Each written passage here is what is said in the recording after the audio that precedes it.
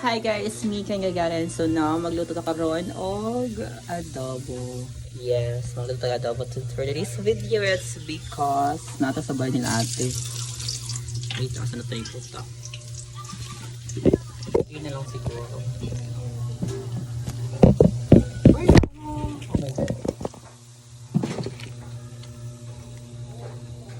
Tipot ka muna dyan. Natutunog na yung oil natin.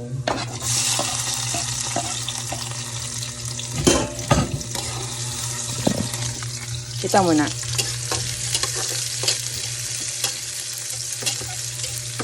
Yes. Ganyan magluto tayo magluto. Then, here.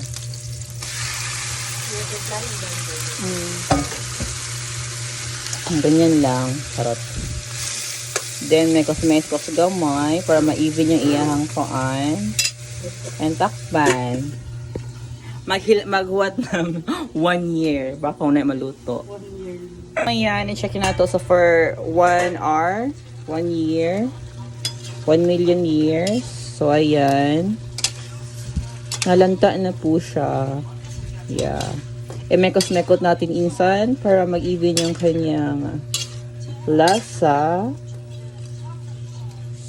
So, yan. Add more seasoning. Malamang magic sarap. Palaban. Palaban tao eh. Dili pa ta certified chef. So, mekos-mekos naman tayo insan. Ano ba yan? So, sakpan natin. At wait na naman tayo in 15 million years. Ayan. After that, ayan. Medyo ganun pa rin. Oh. Nag-brown na siya a little bit. So, lagay natin ang potato. Then, lagay na naman natin ang soyu. Yeah. Alam nyo, inuunti-unti ko yung soyu kasi yan yung isa sa mga techniques para alam nyo na yun. Yan. And palaban naman tayo sa seasoning natin. And as is, mga insan, may gusto naman tayo. Yeah. My God. Ang hirap ha.